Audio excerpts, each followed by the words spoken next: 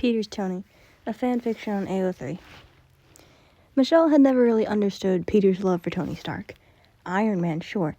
You couldn't really be a student at a STEM school without an appreciation for Stark tech and the technology involved with the Iron Man suit. It was beyond compare.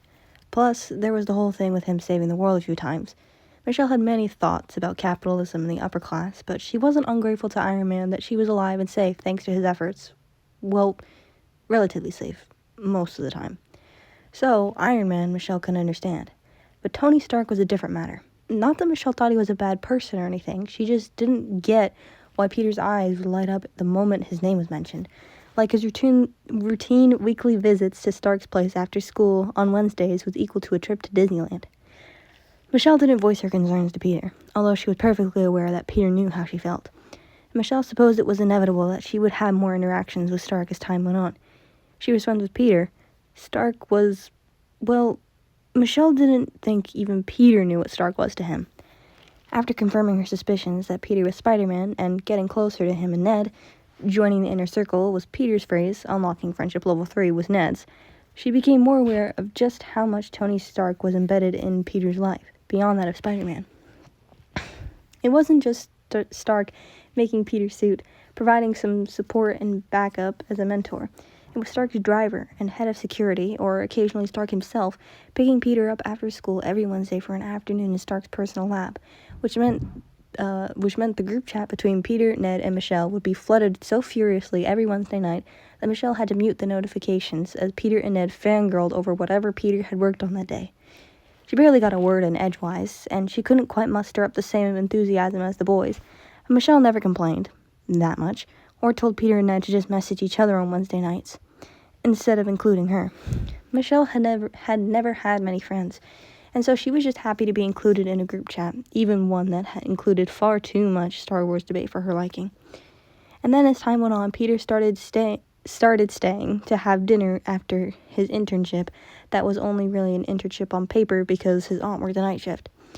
Then he started staying the night, and Stark would drive him to school the next morning, and Peter would spill out of the car and bound over to join her and Ned, trying to pretend like he didn't have stars in his eyes, and that this was totally a normal thing. Eventually, it did become a totally normal thing, but the stars in Peter's eyes never quite disappeared completely. The frequent Mr. Stark mentions littered throughout Peter's conversations slowly were replaced by Tony, but were no less frequent.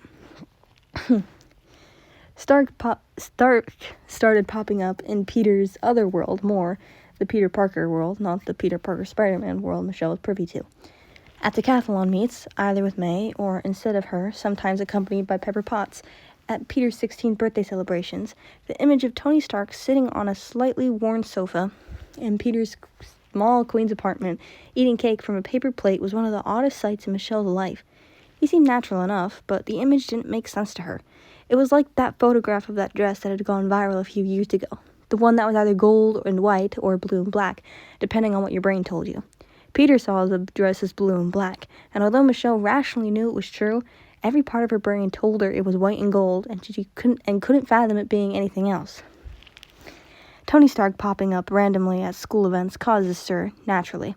Flash in particular was furious to be proven wrong, that Tony Stark did indeed know Peter Parker. This was nothing new to Stark, of course. He'd been drawing attention in one way or another since he was born. But Peter could be a little overwhelmed at having dozens of eyes on him. There was a reason why he kept Spider-Man a secret. Well, there are many reasons, but privacy was a large part of it. And Stark, to his credit, understood this and tried his best to keep Peter protected from too much attention. And Michelle was no closer to understanding just what the bond between Tony Stark and Peter Parker was. For as much as they had in common, the two still seemed to be polar opposites in Michelle's eyes, until the incident. Midtown held a parent-teacher conference every April, perfectly timed to put just enough pressure onto kids before finals to kick them all into gear, making sure the parents knew the areas in which their children were slacking off. It was a good way to stop kids from complaining topics were covered in their finals that we never even studied, because the teachers had a whole conversation with their parents to prove that, yes, they did study that and you just probably weren't paying attention.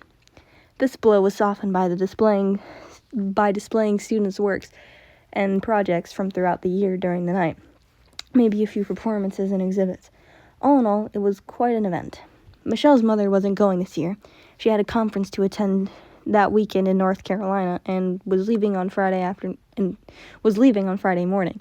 It didn't bother Michelle or her mother. Her mom trusted her enough to be on top of her own schoolwork, and Michelle wasn't put out that she couldn't make it. Ned was going with his parents, and Peter's aunt was attending too. She swapped the shift specifically for the event, and then they'd meet up with Tony and Pepper for dinner afterwards, according to Peter. They aren't coming themselves? Ned asked Peter over lunch, surprised. A school event where Peter would have projects to work on displays. A school event where Peter would have projects and work on display sounded like something Tony would be keen to attend. Peter shook his head, looking faintly downcast. No, they don't want to distract everyone. They said Peter's disappointment was clear, but his cheeks flushed faintly. What? Ned asked, noticing. Peter shook his head as he averted his gaze, staring at his tray as though fascinated by the cafeteria's potato salad. Tony said he doesn't really need to have my teachers tell him that I'm smart, because he already knows that, he muttered, his cheeks growing redder. Besides, he's already seen the project. I did half of it in his lab, so it's not a big deal, you know? It's just some dumb school thing. Dinner will be the best, though. Sure, Ned agreed. Where are you going? I think we're having Turkish, Peter replied, looking up. Pepper said we've been to every decent Italian restaurant or Thai place in Queens, and we should branch out more. He grinned. May suggested Turkish. I wonder how long it'll take you to eat at dinner at every restaurant in Queens, Ned mused thoughtfully, and the conversation segued in that direction until the bell rang. Mr. Harrington had roped Michelle into manning the refreshments table for the night. Something about how being captain of the decathlon team meant she needed to be a larger representative within the school community or something. Michelle just agreed, figuring that she had nothing better to do on a Friday night, which was not sad at all. It wasn't that bad, she figured. All she had to do was sit at a table and make sure no one spilled the punch bowl or took more than one complimentary cookies baked by the home economics freshman class. She had a book, so overall she was content. She leveled Peter with a deadpan stare as he grabbed 3 cookies when he and May stopped by, popping one cookie into his mouth as he handed the other 2 over to May with a napkin. May rolled her eyes fondly, wrapping one cookie in a napkin and putting it into her bag, while she took a bite from the other. It's for Tony, Peter explained to Michelle, completely unapologetic over his cookie theft. Michelle blinked. Tony Stark is going to eat a crappy cookie made by some high school kids that was just wrapped in a napkin in your aunt's purse? Yes, May answered dryly. Partly because he isn't picky, and partly because I think he'd eat dirt if Peter gave it to him. Peter glared lightly at May, while Michelle's mouth twisted in amusement. Oh my God, May, he protested with a faint whine, his face reddening. Why? May grinned at him. It's just too easy, she teased him, popping the rest of the cookie into her mouth. All right, where to first, Pete? Peter heaved a sigh. English, I guess. See you, MJ. Bye, Michelle, May said warmly, smiling at her. Michelle waved briefly as they walked away and returned to her book. She got interrupted a few pages later by Ned and his parents, and a few more times by members of the decathlon team as they passed by. Making small talk with their parents never got easier, no matter how many times she met them at decathlon events. Michelle felt like she should have just put a sign on the table with all the relevant answers to the same few questions she kept being asked by people. Yes, she was the captain of the decathlon team. Why, yes, it was lovely of her to volunteer her time on a Friday night to be here. No, her mother was not here this evening. She had a work thing. At least people seemed to enjoy the cookies. Michelle had one herself. They weren't bad. The night was due to end at 9 o'clock. By 8:15, things had slowed down a little, and Michelle had reached her limit for the amount of small talk she could tolerate. Also, she finished her book. She was browsing Twitter on her phone when it happened. The building beneath her feet shook, and Michelle rose her head sharply. An earthquake or an alien attack? Later, Michelle would wonder what it said about the world they lived in that these were the first 2 possibilities that came to mind. The question became rather irrelevant a heartbeat later as the window above her head shattered and the world descended into chaos. It all happened in flashes after that, the fire alarms going off. As clouds of dust and smoke billowed through the halls, Principal Marita stumbling into sight and frantically shepherding students, staff, and parents toward the exit. Michelle was swept along in the crush, dazedly, not really seeing anything. She stumbled as they reached outside. A hand steadied her by the elbow, but then she was jostled from behind and fell to the ground anyway. She hit her head on the ground, wincing in pain as she struggled to regain her feet. The air seemed thick and hot, even for May in New York. Too hot. Michelle's lungs burned as she strained to breathe in. They were outside, weren't they? Surely there was air to breathe. Everything sounded like she was underwater, rather echoey and far away. It took too long for Michelle to realize the wailing and ringing in her head wasn't just in her head. There were sirens screaming up to the building, fire, police, and ambulance. And people were screaming, crying, calling out names, trying to yell orders in the chaos. It was her history teacher, Miss Turner, that she recognized first. The first face Michelle really saw in what felt like days. "Michelle?" she asked, her voice still too far away. "Are you all right?" Michelle nodded without comprehending the question. Was she all right? She couldn't tell. Miss Turner reached out and brushed something off Michelle's temple. It stung where she touched it. When Miss Turner pulled back her hand, Michelle caught a glimpse of something dark staining her fingers in the glow of the siren. Blood. "Come on," Miss Turner said briskly. "Let's get you checked out." It was only some unknown amount of time later, sitting at the back of the ambulance while a paramedic cleaned and bandaged the cut on her head, that Michelle blinked slowly. It felt like she was waking up from a dream, and she really saw what was happening around her as her senses came back to her, the sights and sounds crisp and clear. The street was blocked off, full of police cars, ambulances, and fire engines. Students, teachers, and parents littered around the building in clumps, and it dawned on Michelle, with dawning horror, that this couldn't be everyone who had been inside. The numbers weren't big enough.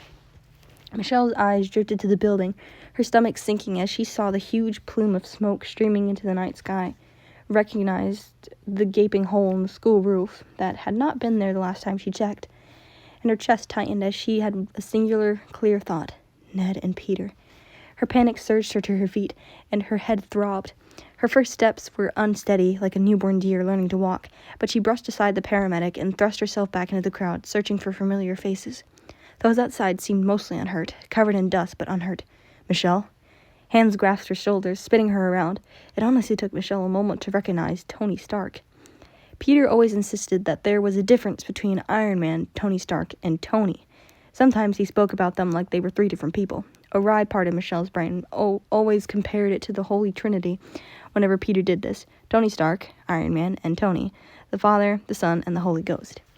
Peter claimed that it was Tony who sat on the couch in Peter's apartment, who crept into the audience of their decathlon meets trying to go unnoticed. Michelle suddenly doubted that she had ever seen Peter's Tony before.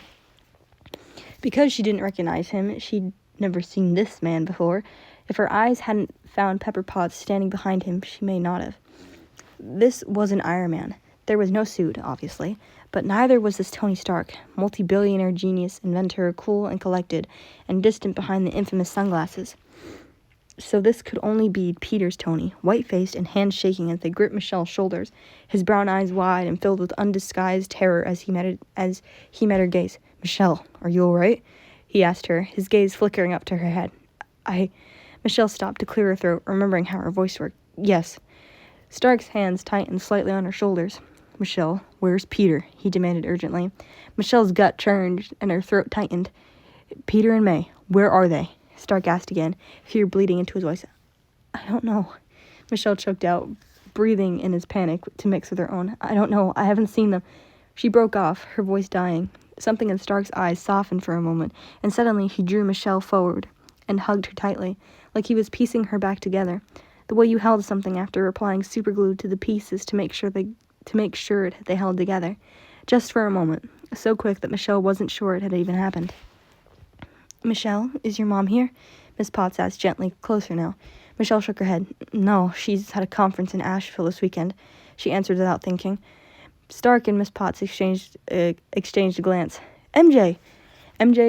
Michelle had never been gladder to see Ned's face. He looked unhurt as far as Michelle could see, and she hugged him as soon as he was within reach. "The science building," Ned gasped, his chest heaving. It's just gone." "What happened?" Michelle demanded. Ned shook his head. "I don't know. One second it was fine, and the next..." He shuddered, and Stark dropped one hand from Michelle's shoulder to clasp Ned's. "Ned, where's Peter?" Ned's eyes widened as though he too was seeing who was in front of him for the first time. "Peter and May," Stark repeated. Did you see them? Ned swallowed and then nodded slowly. Michelle's stomach dropped at the tentativeness of the action, and Stark's grip on her shoulder tightened slightly. They've set up a tirage in the English classroom, he explained shakily, until they can get everyone to the hospitals. They're there. Stark inhaled sharply, but Ned was still rambling, either not noticing or ignoring his reaction. My dad got hit in the head by something. They think it's just a concussion, but they want to get him admitted just in case. My mom's with him now. I wanted to find you, so I said I'd meet her out here. Ned, Michelle cut him off before Stark could. Peter, is he okay? Ned hesitated again. May hurt her leg, he said, but I think she's okay. Peter, he met Michelle's gaze heavily. MJ, Mr. Harrington's dead. Michelle froze, her blood running cold. Are you sure? Ned nodded, his face crumpling slightly, and then Miss Potts stepped forward, wrapping an arm around Ned's shoulders. All right, Tony, go find Peter and May, she said calmly, although her voice shook ever so slightly. Ned, Michelle, let's go wait in the car. We're parked around the block. Ned, you can text your mom to meet you there once she's done with your dad. Michelle, do you need to call your mom? Michelle didn't realize she was shaking her head until she had already started speaking. I'm coming, she said to Stark. You don't know the way. Stark surveyed her for a moment, then nodded, turning to Miss Potts. We'll meet you guys at the car. Miss Potts nodded, and then Stark was steering her towards the school. No one stopped them going in, possibly because they recognized Iron Man. Michelle knew the halls of Midtown High like the back of her hand. She could walk them in her sleep, and some days it felt like she did. But when she stepped through the door, she had to pause and get her bearings. Once when she was a kid, before her father had left them, her parents had dragged her to a ghost town in Wyoming. It had thoroughly creeped her out, and she got the same feeling now from the halls, but she couldn't explain why. This way, she said briskly, turning towards the English corridor. No one stopped them until they turned a corner and found it swarming with paramedics, students, and parents. Michelle faltered, but Stark strode forward to approach a paramedic standing around with a clipboard, who presumably looked to be in charge. May and Peter Parker. The man's eyes widened. Mr. Stark, Sir, you can't... Tony took a tiny step forward. May and Peter Parker, he repeated, his voice no colder in tone, yet suddenly cased in steel. Or iron, probably. The paramedic hesitated, glanced down at his clipboard, and pointed behind him. Room 12. Stark nodded slightly, in thanks, and hurried past him, Michelle only a step behind. She almost walked right into him as he came to a dead halt in the doorway. Michelle peered around him and had to swallow a gasp. There were perhaps 6 people in the classroom, but Michelle could only stare at the Parkers. May was sitting in a chair, one leg stretched out before her to rest on another chair. Other than that, she appeared mostly unharmed. Peter was sitting on a chair next to her, his face devoid of color and covered in blood. It stained his hands, clothes, and face from what Michelle could see, but what really scared her was the look on his face. She had never seen Peter's eyes so empty. Suddenly, Michelle realized with a jolt how Ned knew Mr. Harrington was dead, and the story of how Peter's uncle had died came rushing back to her. He had been shot in a mugging, and Peter had been there when it happened. A shaky breath from beside her caught Michelle's ear, and she glanced up to see Stark's face growing increasingly gray. It must have also caught Peter's ear from across the room, because he looked over. When his eyes found Stark, his eyes shone with overwhelming relief, and his lip trembled, and then Stark was striding across the room. Peter rushed to meet him, throwing his arms around Stark and burying his face against his neck. It's not my blood, Michelle heard him murmur weakly as she moved closer. It's not mine. Stark was holding Peter so tightly he was almost lifting him off the ground. You two need to answer your goddamn phones, he choked out, pressing his nose into Peter's blood-matted hair. Jesus, kid, I've got a heart condition. May looked rather startled at the reminder that she had a phone. She looked around for a moment before picking her purse up off the ground. Sorry, she apologized, digging out her phone. It's been so chaotic. Stark somehow managed to move closer to May's side without releasing his hold on Peter. Are you all right? What happened? May waved a hand. I'm fine, she reassured him. Stupid me. I fell over trying to get out. They think I fractured my ankle. Stark frowned. And you're still sitting here? He asked incredulously. There's 1,000 ambulances out there. Why? May rolled her eyes at him. It's called a tirage, Tony. I'm fine. Don't you go starking around to get me in an ambulance. Stark raised an eyebrow. Starking around, he repeated. Michelle suppressed a snort. She's high, Peter mumbled. his head still buried against Stark's neck. They gave her something. His tone was odd, just off. He didn't really sound like himself. Stark snorted faintly, lightly running his fingers through Peter's hair. I can still... No, May interrupted firmly. Tony, you'd help me a lot more by taking Peter home. That gave Stark pause, and he gently drew Peter back from him, cupping his face in his hands. Are you hurt? He asked quietly. Peter shook his head, leaning his head forward to rest against Stark's collarbone. Stark hesitated, looking between Peter and May until his phone chimed in his pocket. Stark drew it out, read the message, and then the tension visibly erased from his shoulders. Happy's on his way, he informed May. Michelle blinked. Happy Hogan? His head of security? Since when did his job involve this? He's going to stay with you until you get to the hospital. Tony, Stark cut off May's protest before she could even really start. Not optional, he said sternly. And you guys stay with us, and you guys are staying with us until you're back on your feet. We'll take care of everything. May frowned. Tony, May, Stark retorted, almost begging. May held out for a moment longer and then sighed. Fine, she agreed. Stark let out a breath and nudged Peter lightly. You heard that, right? You two are my witnesses that she agreed to this when the drugs were off, he said, pointing to Peter and Michelle. I don't think that would hold up in court, Michelle replied swiftly. That drew Peter's attention, and his eyes fell on Michelle like he hadn't even noticed she was in the room before now. MJ, he said shakily, his eyes flickering up to her head. Are you? I'm fine. Michelle cut him off. I fell. It's fine. I didn't even need stitches. Peter looked relieved, but his eyes still had that empty look in them. Michelle didn't like it. Take Peter home, please, Michelle said to Stark. Or May said to Stark. Stark's reply was lost to Michelle's ears as her phone buzzed in her pocket. Her hand shook as she saw her mother's name flash up on the screen. She fumbled slightly in her hurry to answer it. Mom? She asked, moving a little further away. Shelley, are you okay? Her mother's voice demanded, frantically in her ear, bringing tears to her eyes. I'm fine, Mom, she said quietly. I fell and hit my head, but I'm okay, I swear. Why didn't you call? Michelle winced. I'm sorry. There's so much. Her mother's voice softened. Oh, Shelley, it's okay. I'm on my way home, okay? Pepper Potts called me, she said, a note of incredulity in her voice, even through the fear and panic. Michelle had similar feelings, mostly around the question of how had Pepper Potts gotten her mother's phone number. She's sending their private jet for me, her mother continued, sounding rather odd. Otherwise, I couldn't get a flight until morning. When I get to New York, I'll come pick you up from their place, okay? Their place, Michelle repeated. Miss Potts offered, and I don't like the idea of you being home alone until I get there, her mother explained. I'm fine, Michelle protested. That didn't convince her mother at all, naturally. Really, Michelle had no more choice. I'll be there as soon as I can, her mother promised, her voice thickening slightly. I love you, Shelley. A lump rose in Michelle's throat, too. I love you too, Mom. As she ended the call, Michelle noted the time for the first time. It was 9:15, which simultaneously seemed both far too short and long at the which simultaneously seemed both far too short and long of a time since MJ had just been sitting at a table handing out punch and cookies. When she turned back to the others, Stark was gone. Peter had resumed his seat next to his aunt, staring at his feet. He's finding someone in charge, May explained when she saw Michelle's puzzled gaze, her thumb comfortingly brushing Peter's arm. Michelle nodded in acknowledgement.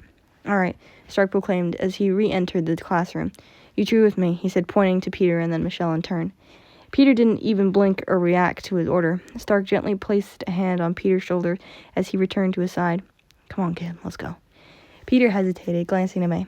Go, she said firmly, and bring me flowers when you come visit tomorrow. Remember, I like lilies. Well, if you like your room smelling like cat piss, who am I to judge? Stark quipped as he bent down to kiss May's cheek, and Peter snorted faintly while May rolled her eyes, although a smile crossed her lips. That may have been because of the drugs, Michelle thought. Peter hugged his aunt and then got to his feet, leaning into Stark's side easily.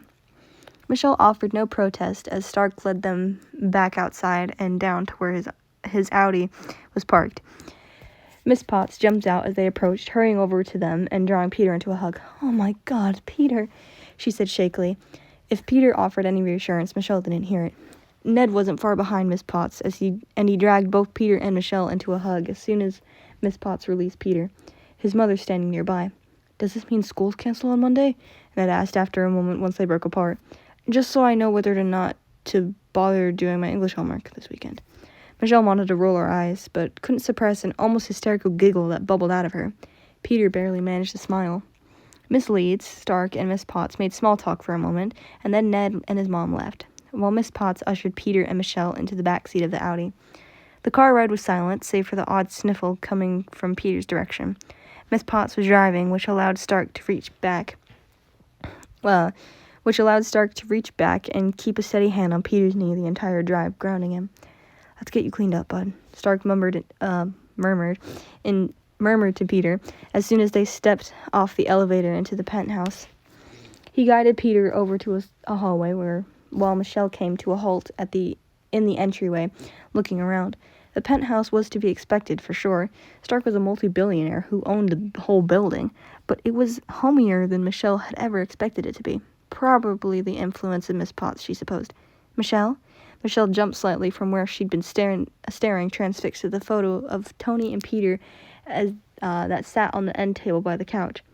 It must have been taken in the lab. They both had their heads bent over some kind of metal thing that Michelle couldn't identify from where she stood. She turned to Miss Potts rather apologetically. Sorry, she said. Miss Potts smiled slightly as Michelle trailed off, unsure how to finish her sentences. It's okay. You've had a rough night. Do you want to get cleaned up a bit? Your mom won't be here for another few hours. Michelle's first instinct was to refuse, but now that the idea was out there, she realized for the first time that she was covered in dust. Part of her face itched, probably from the dry blood on her face from her cut. Yes, she said quietly. Thank you. Miss Potts nodded and beckoned for Michelle to follow her. Heading for the same hallway, Tony and Peter had disappeared down. Michelle wasn't sure what caught her attention first, the decor of the room they passed through the half-open door, or the sound drifting out into the hall. It was safe to say that she never envisioned a room with Star Wars and Iron Man posters in Tony Stark's penthouse. Suddenly, she wondered just how much time Peter spent here. What wrenched at Michelle's chest, though, what halted her footsteps, was the gut-wrenching sobs that was emitting from inside. There must have been an ensuite attached to the room, because Peter's sobs were mingled with the sounds of running water. The underlying current of both sounds, though, was the gentle cadence of Stark's voice. Michelle couldn't make out what he was saying, but the tone was unmistakable and universal. It was that of a parent comforting their child. Miss Potts stood there, waiting patiently until Michelle managed to spur herself back into motion. Then she led Michelle into a room at the end of the hall, the largest bedroom Michelle had ever seen, the master bedroom. The guest bathroom isn't stocked, Miss Potts apologized to her, ushering her into the ensuite that was larger than the bathroom in the Jones apartment that Michelle and her mother shared. One sec, I'll get you a towel and something you can put on. She disappeared for a moment and then returned with a towel, washcloth, and a pile of clothes and a cloth bag. Here you go, honey. You can put your dirty clothes in the bag to take home. Help yourself to anything, she said, gesturing to the bottles of product on a shelf in the shower. You should eat something warm. Do you like soup? Michelle could only stare blankly at her. Sure, she said. Miss Potts nodded. Soup it is. It felt really good to be clean and warm, Michelle had to admit. And perk of being a multi-billionaire, the best water pressure Michelle had ever experienced in her life. When she returned to the living room, the only one there was Miss Potts, standing at the stove while on the phone, speaking too quiet for Michelle to make out. Michelle gingerly sat on the couch, fiddling with her phone and placing the bag with her clothes in it at her feet. Her mom had sent her a few texts, and Michelle replied, more to reassure her than because she had anything to say. How's your head? Miss Potts asked Michelle when she ended her call.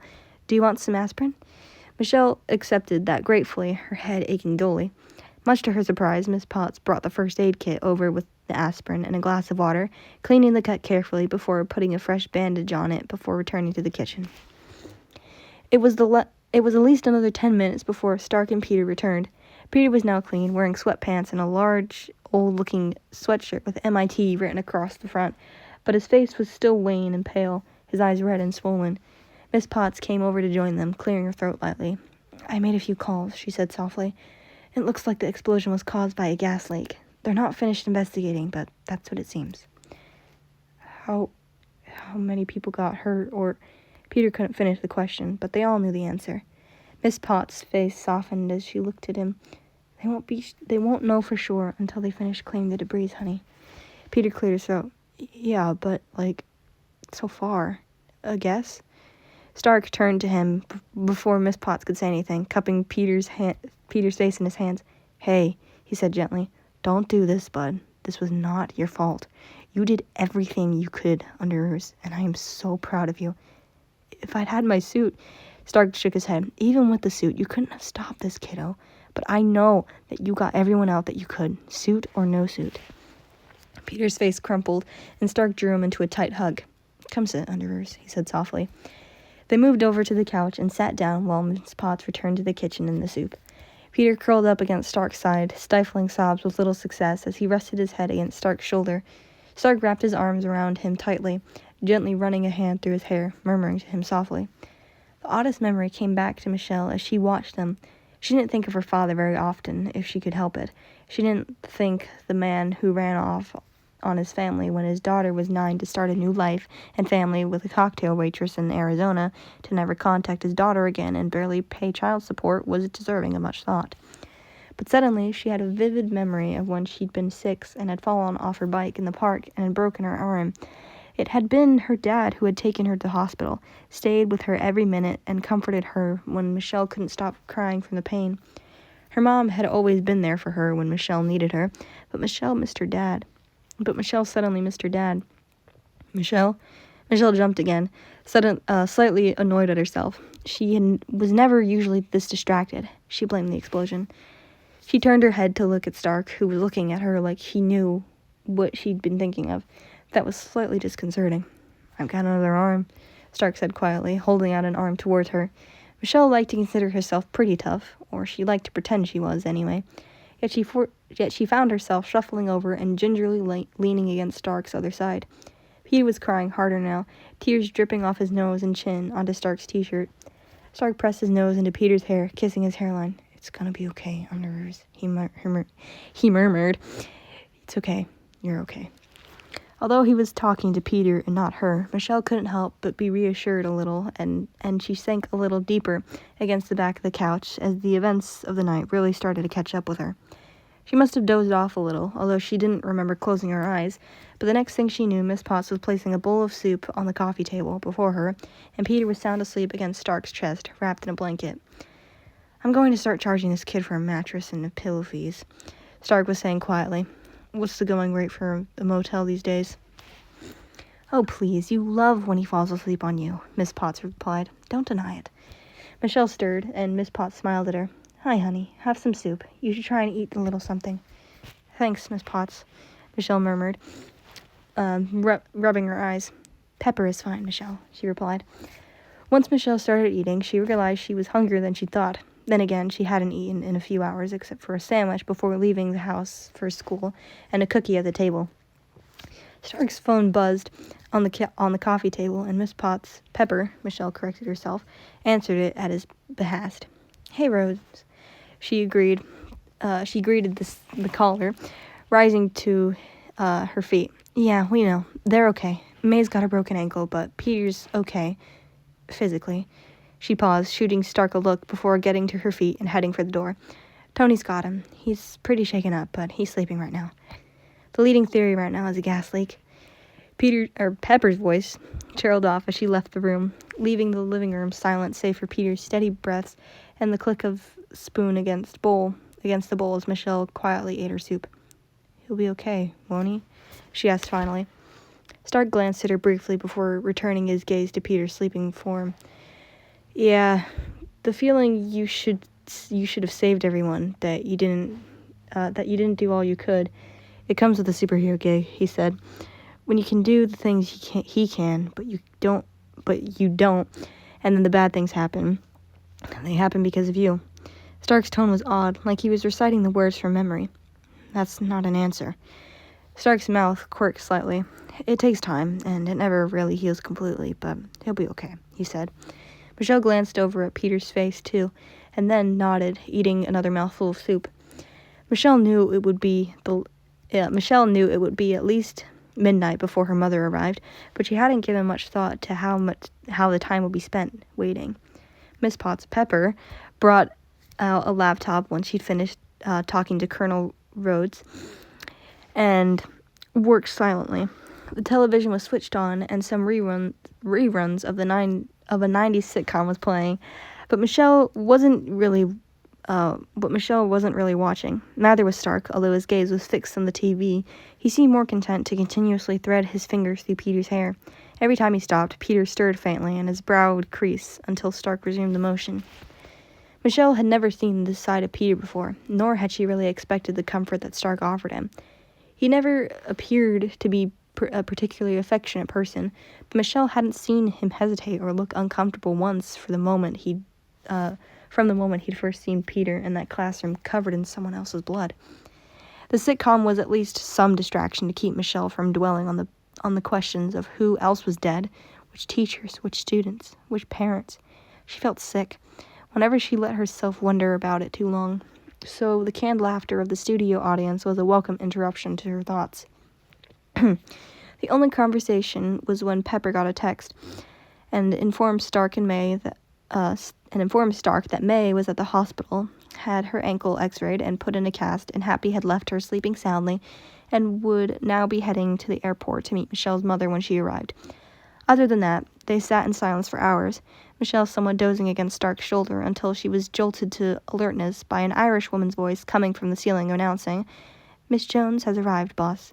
"Thanks, Fry," Stark replied quietly, and it took Michelle a moment to remember Stark's AI that Peter always talked about, as though she was a real person. Friday. Michelle launched to her feet when the elevator dinged a few minutes later, and her mother exited, followed by Happy Hogan. "Shelley!" her mother exclaimed in relief, hurrying to hug her. Michelle hugged her back tightly, more relieved than she'd expected to see her mother. Her mother tissed slightly as Michelle pulled back, running a hand over the bandage on her forehead. "Oh, baby. Are you sure you're okay?" Michelle nodded. "I'm okay, Mom. I'm just tired."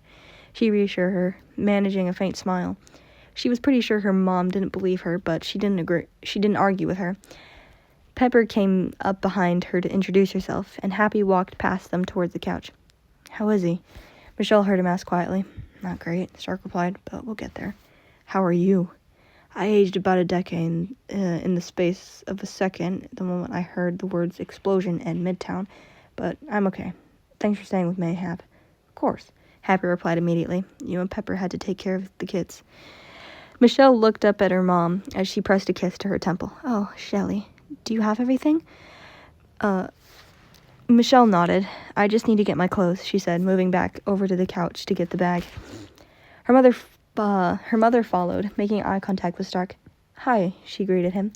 Caroline Jones, Michelle's mom." "Tony," Stark replied, offering her hand. "I get up, but..." Her mom's face softened as she shook Stark's hand, her eyes falling to Peter's sleeping form. "I understand," she reassured him. "Thank you for looking after Shelley until I could get back, and for everything." "It was no trouble at all." He brushed her off and looked at Michelle. "Get in touch with us, or let Peter know if you need anything," he said solemnly. Michelle had no intent of doing so, and couldn't think of anything she'd need, but nodded nonetheless. "Thanks." "You're welcome here anytime, Michelle," he said. Michelle believed him. "You can call me MJ," she offered. Stark's lips quirked slightly. "I appreciate the privilege," he said, his tone light and faintly teasing, but his eyes were solemn, like he knew exactly the honor that Michelle had bestowed upon him. Michelle smiled faintly and nodded towards Peter. "Tell him I'll talk to him later?" "I will," Stark promised. Pepper walked the Joneses and Happy to the elevator. "Thanks for the clothes," Michelle said to her. "I'll get them back to you as soon as I can." Pepper waved her away. "They're just some old sweats. It's not necessary. Take care of yourself, honey. Like Tony said, let us know if there's anything you need or any way we can help." Again, Michelle nodded, as though she couldn't think of any possible thing she would need their help with. In the car, Happy put up the divider between the front and the back seat, while her mother fussed over her and Michelle told her what she remembered of the night. "I lost my book," she said, the thought just occurring to her. "It's not important," her mother said firmly. "I'd rather have to replace a book than have you be injured. Does your head hurt?" Michelle shook her head. "No, Pepper gave me aspirin." Her mother looked reassured at that, at least. What about your conference?" Michelle asked. Her mom squeezed her hand. "Don't worry about that. They know what happened. They understand I had to get home." Michelle nodded, although she still felt a little guilty. Irrationally, but still. Her mom had been talking about this conference for months. Your friend, Peter, her mother said after a long pause. Is he all right? Was he hurt? His aunt broke her ankle, Michelle replied, and Mr. Harrington. A lump rose in her throat. He didn't make it. Peter found him, I think, or saw him. Her mother flinched. How awful, she murmured. He and Tony Stark? Peter works as his personal intern, Michelle said, using Peter's cover story, for like 2 years almost now, I think. They're really close. I see that, her mother said rather dryly. Who would have guessed he was capable? Who would have guessed, indeed? Michelle agreed silently. Except now she knew better. Peter had guessed. Michelle finally understood Peter's love for Tony Stark. Or rather, for Tony.